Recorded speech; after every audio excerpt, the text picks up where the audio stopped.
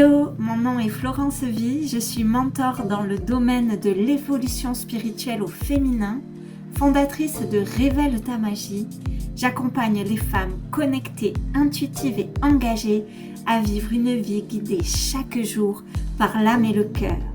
Ce qui m'anime, c'est un monde où les femmes se révèlent et rayonnent la lumière de leur âme. Si tu souhaites incarner tes plus belles fréquences au quotidien et recherches des partages, des astuces, des conseils, une vision, alors tu es à l'endroit parfait. Bienvenue dans mon univers et dans le podcast Les Magiciennes. Hello les belles magiciennes, je suis vraiment heureuse de vous retrouver aujourd'hui. Aujourd'hui, on va encore répondre à une question qui est la question de Dominique. J'avais vraiment envie de vous partager un sujet, mais je crois que cette question, elle va aussi parler à beaucoup de monde. Je sais que déjà, celui de la semaine dernière a vraiment parlé à plein de femmes. J'ai reçu vraiment plein de retours. Donc, aujourd'hui, je vous propose à nouveau une question. Je pense que beaucoup d'entre vous s'est déjà posée. Cette question, c'est comment faire confiance à son intuition ou comment faire confiance à ses dons. Dominique, elle demandait comment est-ce que je peux faire confiance à mon intuition. Mais ça marche aussi avec les dons, avec la médiumnité, avec les choses que l'on pressent. Ça marche avec toutes ces choses qui sont un peu comme invisibles, pas vraiment mesurables, pas vraiment quantifiables et pour lesquelles on n'a pas encore vraiment de preuves. J'ai envie de te proposer d'observer ça depuis un point de vue totalement différent du point de vue que on a tendance à adopter lorsque l'on parle d'intuition, de médiumnité. Pour moi, si tu veux, aujourd'hui, pour traiter ce sujet, j'ai eu envie de te parler de 2 points super importants à regarder. Le premier de ces points, c'est l'histoire que l'on peut se raconter à propos de la médiumnité, à propos de l'intuition, à propos du magnétisme, et ça vaut à peu près pour tout, de est-ce que est-ce que j'ai des prémonitions, est-ce que j'entends des voix, des sons, est-ce que je reçois des messages de mes ancêtres, de ma lignée, de chers disparus, un peu pour toutes ces choses invisibles. Il y a un côté qui est très culturel, et si c'est pas ton cas, il n'y a aucun problème avec ça et c'est tant mieux. Mais c'est quand même quelque chose que j'observe, quelque chose qui est difficile à reconnaître, à s'avouer, mais qui est bien là. C'est qu'on a vraiment une vision super élitiste de ça. C'est-à-dire, c'est comme une catégorie d'élus qui a accès à ces dons-là, puis c'est pas le lot du commun des mortels. Et ça, j'ai envie de dire, c'est quelque chose qui, sur le coup, peut être bon d'un point de vue de l'ego, mais qui va vraiment faire que ça va complexifier absolument tout le rapport à tous ces dons invisibles. Souvent, on va faire 2 catégories dans la spiritualité et crois-moi, je baigne dans ce monde-là depuis vraiment longtemps et c'est quelque chose que j'ai vu vraiment très souvent. Dans la spiritualité, on a tendance à définir un peu comme 2 catégories, les personnes qui se sont éveillées et puis ceux qui ne se sont pas encore éveillées.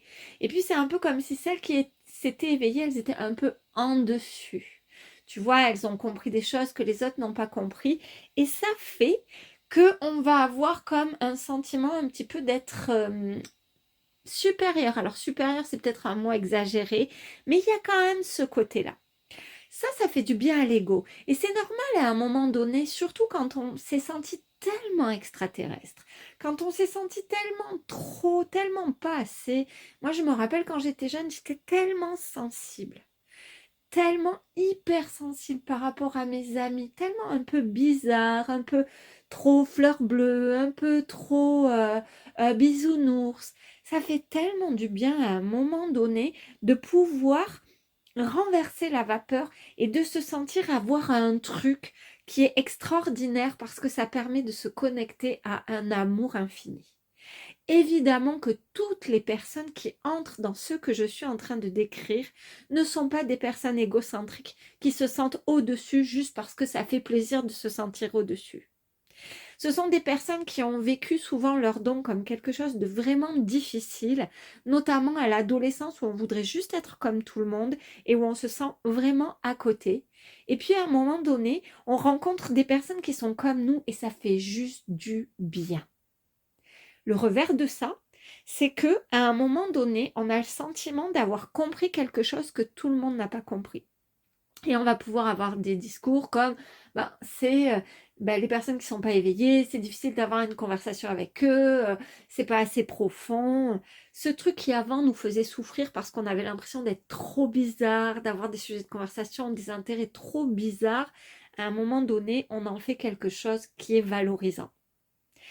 Ok, c'est dans la réparation, c'est tout à fait normal et crois-moi quand je te parle de ça, si tu te sens concerné, sache qu'il n'y a aucun jugement à propos de ça. Je sais à quel point à un moment c'est souffrant et à quel point ça fait du bien de pouvoir trouver un espace de valorisation. Puis si tu n'es pas concerné et si pour toi tu vois pas du tout les choses comme ça, c'est carrément ok. Mais sache que si c'est ton cas, que tu vois pas les choses comme ça, nombreuses sont les personnes qui voient les choses ainsi. Le problème avec ça, c'est que les jours où tu te sens bien, c'est facile de tenir l'énergie des personnes qui ont compris un truc en plus, qui se sont éveillées. C'est facile. Mais les jours où tu n'as pas la pêche, des jours où tu doutes de toi, là arrive tout de suite cette idée de mais qui je suis moi? Qui je suis pour être ce genre de personne? Tu sais, c'est toujours le problème avec ce sentiment de mettre des gens sur un piédestal. C'est que le piédestal, il y a vraiment un revers à ça. C'est qu'on a du mal à accepter l'imperfection de quelqu'un qu'on admire. Quelqu'un avec laquelle tu te sens d'égal à égal, alors là, c'est OK. Mais quelqu'un que tu admires, si cette personne, elle devient un peu comme normale, en fait, humaine, imparfaite, ça va être difficile pour toi d'accepter ça. Là, ça fait un peu pareil. Ça fait, j'ai mis la médiumnité, le magnétisme, l'énergétique dans un truc vraiment qui est comme hyper valorisant. Puis les jours où moi, j'arrive pas à me sentir ce genre de personne, j'arrive pas à reconnaître ça en moi. Il y a vraiment besoin, surtout dans notre culture en fait, parce que pour avoir rencontré des personnes qui sont dans d'autres cultures et notamment chez les peuples premiers, pour m'être intéressée et avoir beaucoup étudié de peuples premiers, on rencontre pas du tout ça. Il y a un vrai rapport à la spiritualité qui est vraiment simple. Nous, on a complexifié ça. Pourquoi? Parce qu'à un moment donné, l'Église a voulu régenter les richesses de l'État. L'Église et l'État s'étaient confondus.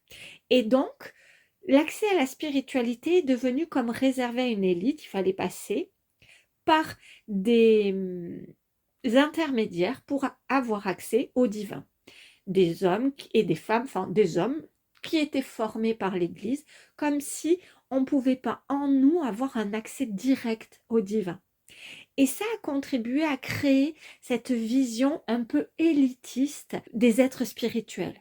Alors que si on regarde ça, nous sommes tous des âmes en fait. Il n'y a pas ceux qui sont éveillés, ceux qui ne sont pas éveillés. Il y a juste ceux qui ont fait à un moment donné le choix de servir leur évolution spirituelle et ceux qui ont fait d'autres choix. C'est juste une question de choix. Est-ce qu'un choix est mieux qu'un autre? Moi, je ne suis pas suffisamment sage pour pouvoir le dire.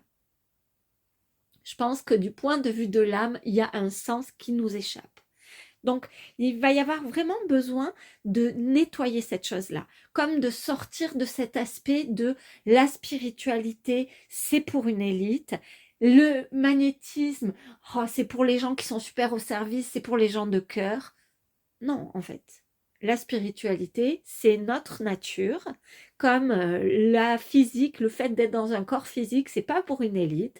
Il y en a qui vont avoir un corps duquel ils vont prendre soin, qui vont être super musclés ou qui vont faire du body building, des choses comme ça. Et puis il y en a qui vont juste utiliser leur corps d'une autre manière. C'est exactement pareil avec l'aspect spirituel. Il y en a qui vont être hyper affûtés du point de vue de leur odorat ou de leur ouïe. Et puis il y en a d'autres, non. Est-ce que cette personne est meilleure que l'autre? Non. Ben, c'est pareil pour là. C'est comme si on va tout ramener au même niveau, de sorte que les jours où tu te sens pas au top, ça soit pas impossible pour toi de connecter ton intuition. Parce que c'est juste normal d'être intuitive. C'est juste normal d'avoir du magnétisme. C'est juste normal d'être spirituel parce que c'est notre nature. Donc démystifions cette vision pour reconnecter avec la simplicité. Plus ça va être simple, plus ça va être accessible. Plus ça va être accessible, plus ça va être normal. Et si c'est normal, il n'y a pas de raison que tu doutes. Aujourd'hui, c'est normal que si une odeur arrive dans la pièce, tu puisses la sentir. À moins que tu aies un problème au niveau de ton odorat ou que tu aies le nez bouché, mais sinon, c'est normal. C'est normal si tu ouvres un livre que tu puisses lire ce qui est écrit. C'est normal. Tu ne te poses pas la question de est-ce que je vais être capable de lire, est-ce que je vais être capable de connecter mon sens de la vue, est-ce que je vais être capable de connecter mon sens de l'odorat. C'est normal. Parce qu'on n'en a pas fait un genre de truc élitiste. À partir du moment où tu le ramènes là, c'est normal que tu connectes ton intuition. Et ça nous fait enchaîner sur le deuxième point, qui est toujours de l'ordre de la complexité. On est toujours dans ça. Plus on complexifie, plus ça devient compliqué. C'est basique en fait. L'idée, c'est de revenir sur une vision des clairsens, c'est-à-dire la clairaudience, la clairvision, le clairsenti, comme des choses qui sont normales. Si c'est une norme, il n'y a plus de « Oh, waouh, c'est extraordinaire, j'ai ressenti ça ». Il n'y a plus de ça. Mais il n'y a plus non plus de oh, « Est-ce que je vais être à la hauteur? Est-ce que je vais pouvoir ?» Ça devient normal. Et pour ça, pour que ça devienne normal, il faut que tu trouves des choses qui vont te permettre de faire que c'est normal. Alors, quelles sont ces choses? La première chose que tu peux regarder, c'est le nombre de fois où tes intuitions se sont révélées justes. Prends un temps, tu sais, et pose-toi avec ça et juste regarde-le. Tu sais, sans en faire toute une histoire et sans en faire toute une histoire lourde, tu vois, sans te dire, waouh, mais je suis tellement extraordinaire parce que j'ai vécu ça, j'ai ressenti ça, c'est tellement fou. Non, c'est normal. Et sans en dire, ah ouais, mais tu crois peut-être, est-ce que vraiment c'était ça, je sais pas, sans raconter tous ces drames que, en tant qu'humain, on aime bien se raconter. Juste, ok, voilà, d'une manière hyper scientifique, hyper pragmatique, le nombre de fois où j'ai eu des intuitions et où elles se sont révélées justes. Ça peut être de la fois où tu as pensé à quelqu'un et cette personne, elle t'a appelé. Ça peut être de la fois où tu t'es inquiété pour quelqu'un et cette personne, elle n'était pas en forme. Ça peut être de la fois où tu t'es dit qu'il fallait que tu fasses ce programme, cette formation, que tu ailles à cet endroit et qu'il s'est passé un truc extraordinaire. Peu importe, juste je sais que tu vas en trouver des centaines et des centaines. Il suffit que tu commences à tirer ce fil pour que tu te rendes compte que la pelote, elle est juste énorme. Puis, tu peux aussi regarder le nombre de personnes qui ne sont pas dans la spiritualité, qui ne sont pas dans le développement personnel, mais qui te disent « Ah oui, moi je suis ma petite voix. Ah oui, moi j'ai une bonne étoile. » Regarde ça.